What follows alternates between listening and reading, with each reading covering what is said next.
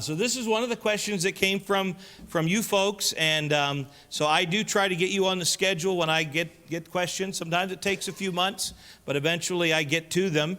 And this was one that came up, and even though I did a message, I'll say maybe 2 or 3 years ago now, on alcohol in general, I guess I didn't really address this question, which was, what was the wine of the Bible? Of course, the wine that we see in the Bible is, it's all through the Bible. The word wine is all through there. In fact, it occurs at least several hundred times, well over 200 times in the Bible. The first occurrence of the word is in connection to Noah, right after the flood. You may remember right after he got off the ark and began to set up camp and began to plant a vineyard. It says in Genesis 9:21 that he drank of the wine and was drunken. And that caused a lot of problems for Noah, didn't it? And then, of course, the second occurrence. So there's some bad and there's some good. And I think this is an interesting topic for that reason. First, we see, here Noah caused him a lot of problems. The second occurrence, however, of wine comes when Abraham brings an offering to Melchizedek. And here, Melchizedek was the king of Salem, and wine was brought as an offering of bread and wine that he brought to him. So it was considered a good thing. It was a gift. And so I think for some of these reasons, and we're going to look at some of these others, we have a hard time sometimes defining, well, is wine good? Is wine bad? And what really was it? And some of these questions keep popping up. I remember as a kid, we used to always sing the song, "Come and Dine," right? And it's always at the end of the song, "He who fed the multitude, turned the water into wine, to the hungry calleth now, come and dine." That's the end of the song there. And, we were a bunch of kids sitting at Bible to Youth Camp. We'd sing that every time they came in, and then we'd feed them all bug juice. That's what we called it, at least. It was like watered down Kool-Aid. But we talk about it, and I don't think we always have a concept as to what it really was about. Like I say, sometimes wine is associated with some very bad things in the Bible, and sometimes it's associated with blessing and goodness.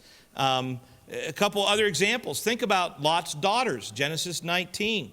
They made their father drink wine in order to get him drunk and ultimately have children from him. Bad things happen because of wine, right? And then at the same time, wine was given to Isaac just before he was given the blessing to his sons. This was considered a good thing. So you have this back and forth. Wine was an offering that was supposed to be given in the temple. There's a number of places in the law that wine was to be brought as part of the drink offering given to the Lord. But at the same time, wine was forbidden for any of the priests and Levites when they came into the temple. Leviticus is clear about that. So we have this seeming like difficult thing to understand. The Nazarites, remember the Nazarites? Samson was a Nazarite. What was one of their big prohibitions? They could not drink wine, right? Numbers tells us that. And the same time, wine was part of what God said he would promise to bless the people with if they obeyed him in a number of passages. We can't look at all these tonight, but Deuteronomy, a number of places, that was to be the case.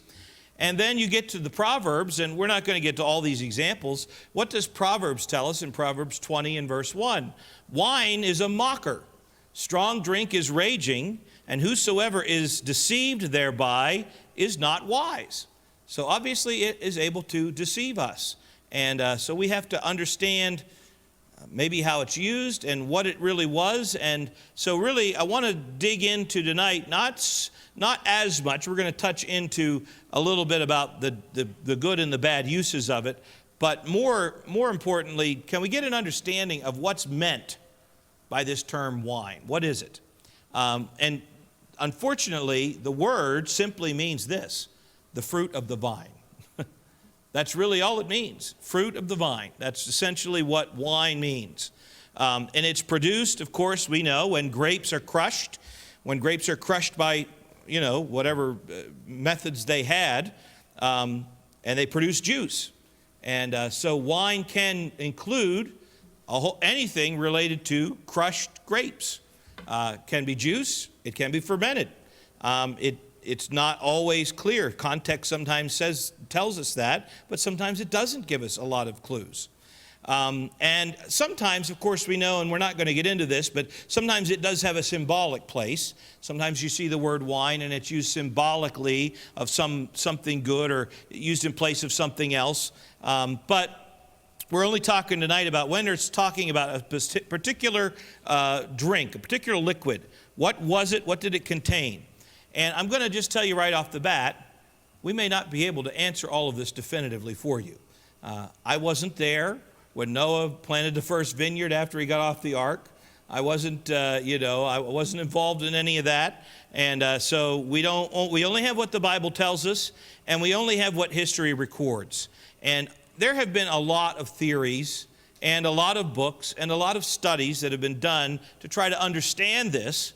But I do think there are some biblical concepts we need to understand about it.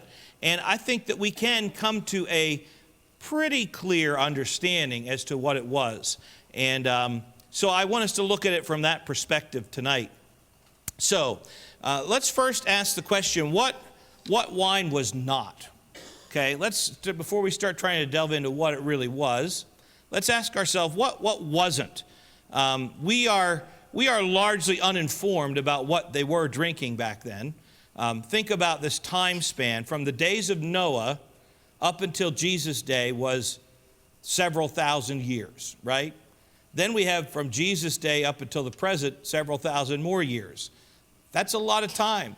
And I'm sure that the nature of what it was considered to be wine changed over the course of thousands of years. So I don't think you can make a one-size-fits-all case for this. But we do know a whole lot more about what was going on in the first century than we did back in the 30th century BC. But nonetheless, we're going to kind of look at it from a few perspectives tonight. The first thing, what do we know it wasn't? How do we know what it wasn't?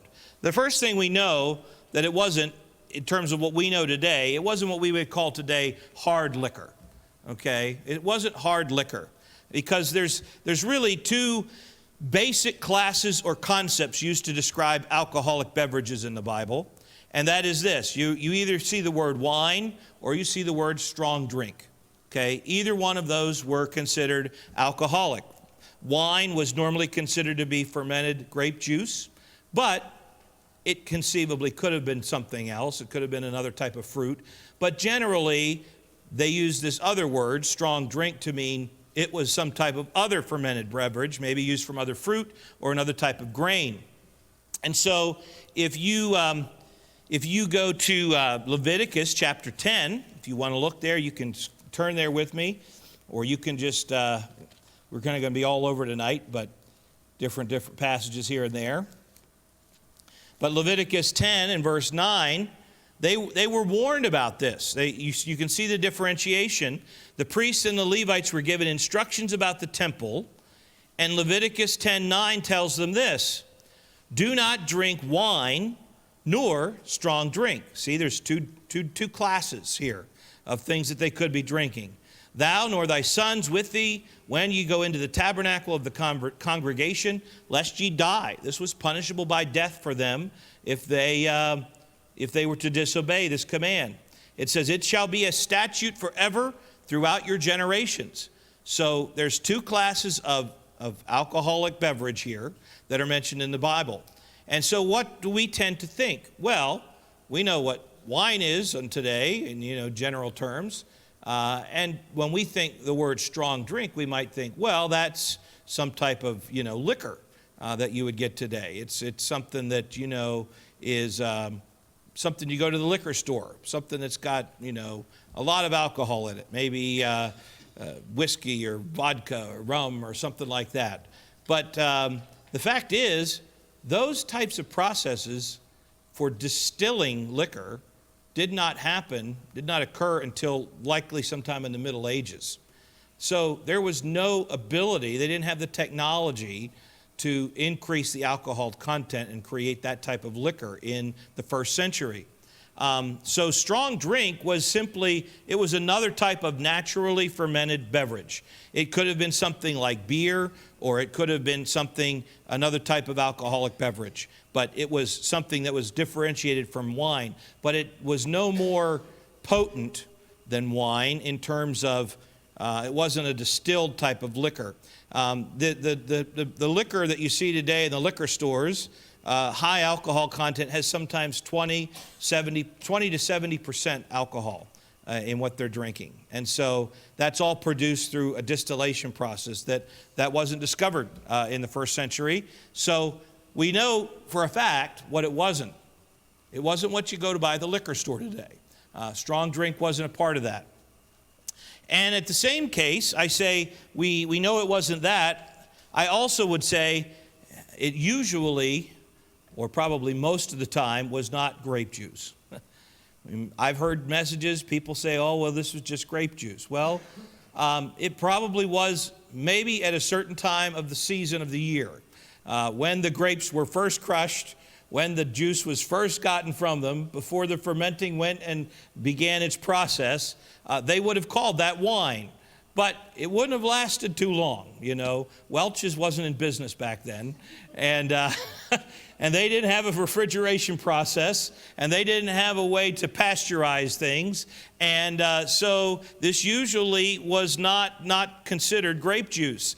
Without modern science, the people of Jesus' time only had just a small window when that could have been the case. So while the word for wine could have meant grape juice, I don't think we generally would say that's what it meant.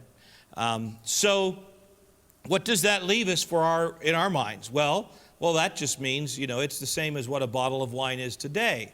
And I'm going to tell you, I don't think that's true either. And here's why. I don't think it's the same as what modern day wine is, because today's wines are produced with grape cultivars that have been developed over many years of processing in order to get a high sugar content in the grape. Without giving you all of the details of how fermentation works, you have to have sugar that enzymes and bacteria break down in order to produce an alcohol, you know, but behind it, they convert sugar into alcohol. And the more sugar you have in the grape or in the fruit, the more alcohol you're going to get on the other end once the bacteria has done its work. And so today's wines are produced with much higher sugar content grapes, and they're used to maximize the alcoholic content of the wine. But we have the wine of Jesus' day would have been made with whatever grapes that they had. And they, of course, I'm an apple farmer, so I'm going to tell you what I know about apples. You know, there's 10,000 varieties of apples. But do you know, in the first century, there weren't 10,000 varieties of apples.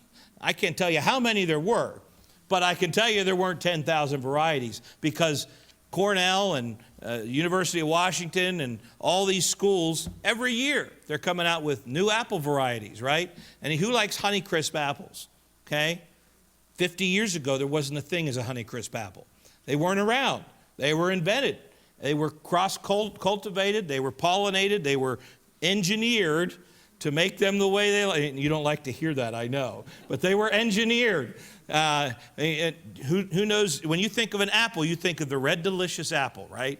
That's the one you put on the front, right? Not because anybody likes to eat them, right? But because they look pretty, right? Those were developed in the 1950s. Before the 1950s, there weren't red delicious apples.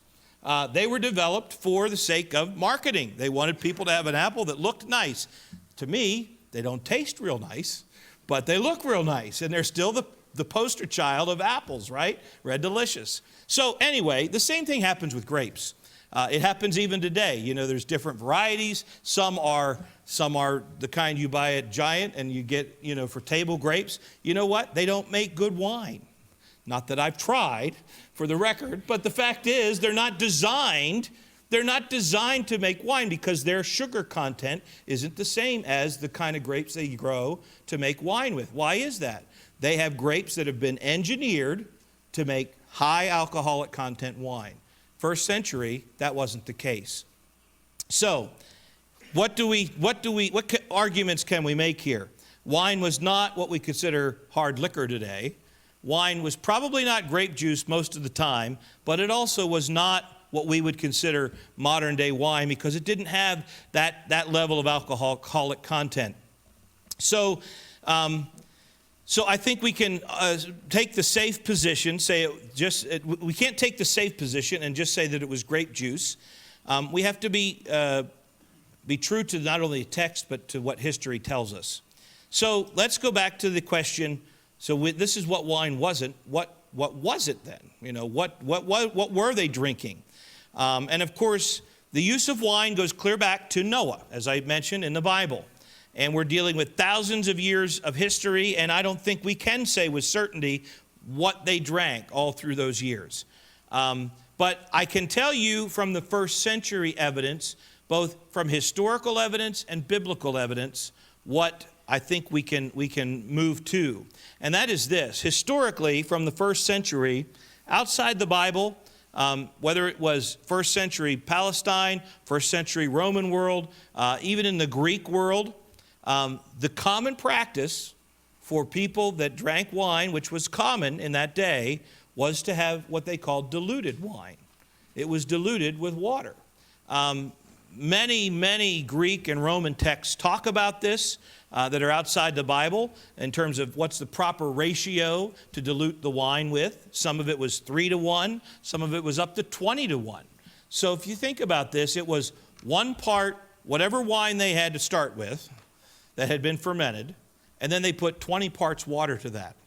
Okay, this was what the Roman and Greeks, that's what they considered the norm.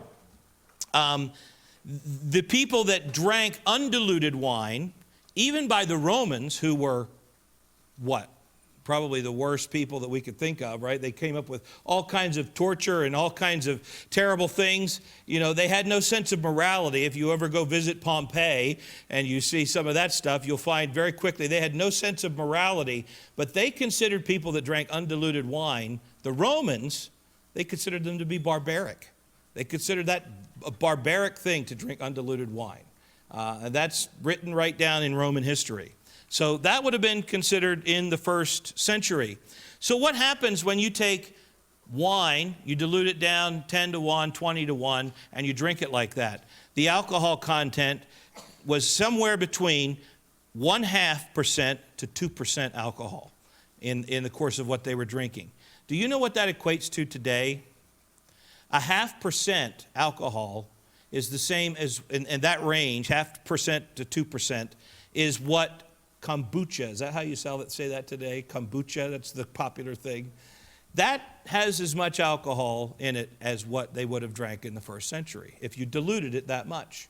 And most kombucha is not even considered alcoholic today. Most of it's sold in a grocery store. It's considered a non-alcoholic beverage, yet it does have an alcoholic content to it.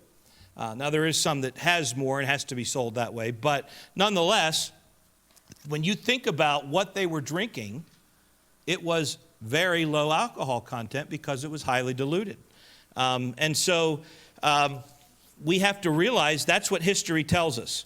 Another example of this that we know that they use from historical records tell us that a lot of times they would take this grape juice because, again, they were always looking for ways to store, right? Fermentation was a way you could preserve your grape crop, right, and continue to get benefit from it.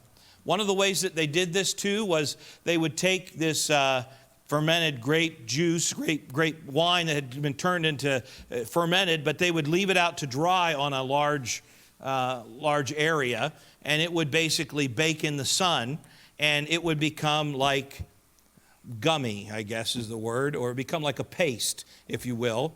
And they would do that so that then they could scrape all this grape paste together, fermented grape paste, and they would be able to put it in a little sack or a little pouch or something like that. They could travel long distances, and when they needed to drink, they would take whatever water they had available, which most of the time was probably corrupted in some way, and they would mix it in with this fermented grape paste, and they would kind of it was like the Kool-Aid of the Roman world, right? They have their little Kool-Aid pack, and they would mix it up, and that's what they would drink. And Roman sources tell us this, that generally this was still mostly water. It probably had still some alcoholic content to it, but generally it was mostly water. And so we have to realize this was a very common practice. Now that's from historical evidence. Let's look at the biblical evidence, because I think that's important for us to understand as well. We know that the Bible associates wine with both the blessing of God and also sometimes some of the worst punishments from God. So do we see evidence in the Bible? You want to believe what I say is true. What evidence do you have for this? Well, let's look at the book of Proverbs. Proverbs 23 and verse 31.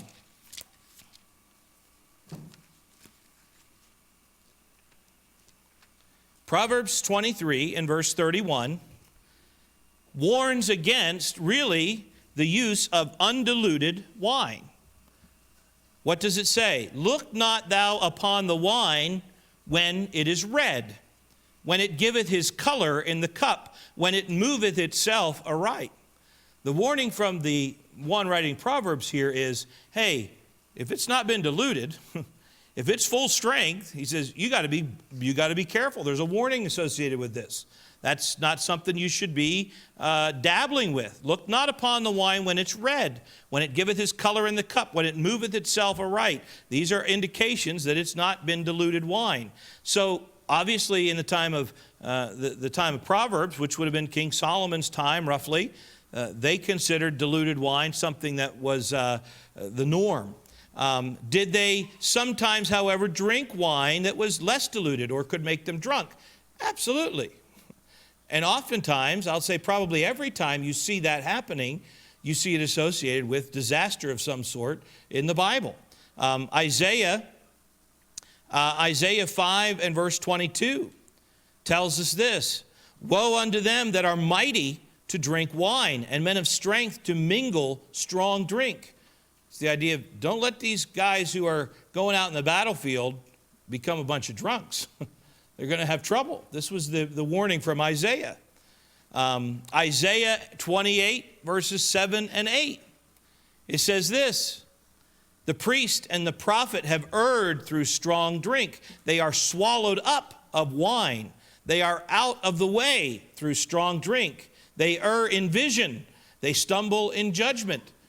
The priests had disobeyed the commands, right? They weren't supposed to be drinking. They weren't supposed to be affected by this, and yet they were.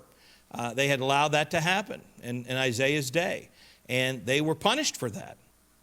And then I think probably one of the most familiar verses we know from the book of Ephesians for our New Testament churches, Ephesians chapter 5 and verse 18. It says this: be not drunk with wine, wherein is excess, but be filled with the Spirit. So every time you see a problem associated with alcohol or with the usage of wine, it has to do with the fact that people have not properly diluted it. They have allowed themselves to overindulge in it, and they've allowed drunkenness to become affecting their faculties, affecting their vision, affecting their ministry, affecting who they were. And in the case of Ephesians, they're not able to be controlled by the Spirit because they're being controlled by the alcohol that's in their system. They don't have their mind about them, and that was the problem. So I think there is evidence in the Scripture that wine was considered good when it was used appropriately, when it was used in a diluted way, and it was not considered good whenever it was not diluted, when it was something potent enough to make people drunk. So the next question then is this: how did people use it? How did the leaders in the first century use alcohol? And I think there's evidence here that the leaders of the early church, they didn't make it a practice to say, oh, this is sin. They didn't preach against it. But at the same time, I think they abstained from it. And I think we have evidence from that in 1 Timothy. I think if you can turn there, if you will, because I think this is an important point. A lot of times people who argue for the use of wine today argue from this passage. And I think it's a great, strong argument against it that we need to understand in the context here. Paul is writing to Timothy, okay? And we know that Jesus and the apostles, they drank wine that was diluted wine, apparently. I don't know. But we do know that by the time the early church came around, there were some, maybe not all of them, but some of them at least, that had made a commitment not to even drink the diluted wine. And I think one of these was Timothy. 1 Timothy chapter 5 and verse 23. Paul writes to him, and he says, "Drink no longer water, but use a little wine for thy stomach's sake, and thine often infirmities." Now, people say, again, proponents of this say, oh, look, see, there's our green light to drink wine. Paul said it was okay. And the answer is this: why would Paul tell Timothy, go ahead and drink some wine, if Timothy was regularly using wine in the first place? You know, it's like telling me, go ahead, you can have a Diet Coke this week. Well, you know what? I have one about every day, I'm sorry to say. Go ahead, you're allowed to drink some Mountain Dew. Oh, well, thanks. I'm glad, because I was, planning not to this week. No, not really. Go drink a cup of coffee tomorrow. Somebody said that to me, I'd be like, well, okay, that's new. I don't drink coffee. So that would be like news for me. Okay, I'll drink a cup of coffee. What was he saying to Timothy? Timothy, I know that you've decided that you're going to just stay away from wine altogether. But you're not feeling well. You got some maladies about you. And you know what? Drinking some wine might help you, might be good for your health. And that's why Paul said, Timothy, don't let your personal conviction stand in the way of your health. That's what he's saying. And for medicinal purposes, for whatever reason, Timothy said, okay, I'm going to be okay. I don't have to feel like I'm going to step on my own conviction in order to go ahead and partake of wine in my house or in my life. And I think that's an important point. There were reasons why the church leaders, especially in the early church, had made some of these commitments. And I think the reason is Ephesians 5:18. Be not drunk with wine where is an excess, right? Remember we just read that one? But be filled with the Spirit. The more people are filled with the control of alcohol in their life, they're going to find they can't be truly controlled completely by the Lord's presence in their life. They can't be as effective. They can't be effective in their witness. Their faculties aren't with them. They lose control. We aren't supposed to lose that, because how can you be instant in season and out of season to always give an answer for the hope that lies within you when you're a little tipsy? When you don't really have it all together because you're stumbling and your vision's blurred and you shouldn't even be behind the wheel. There's a problem, right? That's why I think, again, I don't think you can make a strong case, but I think you can definitely make the case. Timothy, for sure, had made a choice not to drink. And he had to get this okay from Paul in order to use it for these purposes. So what about, so that's the leaders in the early church. What about the average church members? What did they do? They just kept doing it. Was there a reason why average church members would have been told to not drink this wine, this diluted wine that they had? Well, there were times, obviously, even in the early church, when the use of this was considered controversial as well. The early church members sometimes were also called to abstain if it was offensive, if it promoted drunkenness, or if it caused another brother to stumble. Let's look at Romans chapter 14. Romans chapter 14. This wasn't without controversy even in the first century amongst believers in the early church. And in Romans 14, look at verses 19 to 21. Paul writes to them and he says, let us therefore follow after the things which make for peace, and things wherewith one may edify one another. We need to build each other up. He says, for meat destroys not the work of God. All things indeed are pure, but it is evil for that man who eateth with offense. So, of course, we know there were issues in the early church of people who felt they could eat meat sacrificed to idols, and there were those that felt they shouldn't. They had a conviction against that. But it wasn't just that. What does it say? It is good neither to eat flesh, nor to drink wine, nor anything whereby thy brother stumbleth, or is offended, or is made weak. And so what we see here, what Paul's addressing is, even in the early church, even in the first century, when the case gets made ad nauseum sometimes, well, everybody did it back then. This was just at everybody's table all the time. And it probably was very commonplace. Even in that time, however, it sometimes caused division. It sometimes caused other people to stumble. It sometimes offended people, the fact that some were drinking and some were not. And so what does Paul say? If you're in a situation where you feel that could be the case, what's your responsibility as a believer? Not to do it, not to abstain from it, right? And so he says, you sometimes need to voluntarily choose not to do this because you're looking out for others in the church who might not have the same view on this as you do. That's why I think in 1 Corinthians 10, you can turn to that if you want, but it's just a simple verse, you know it. 10:23 of 1 Corinthians, he says, all things are lawful for me, but all things are not expedient. In other words, he's saying, I'm not telling you everything's a sin, but I'm also telling you not everything is going to be helpful to you in your Christian walk.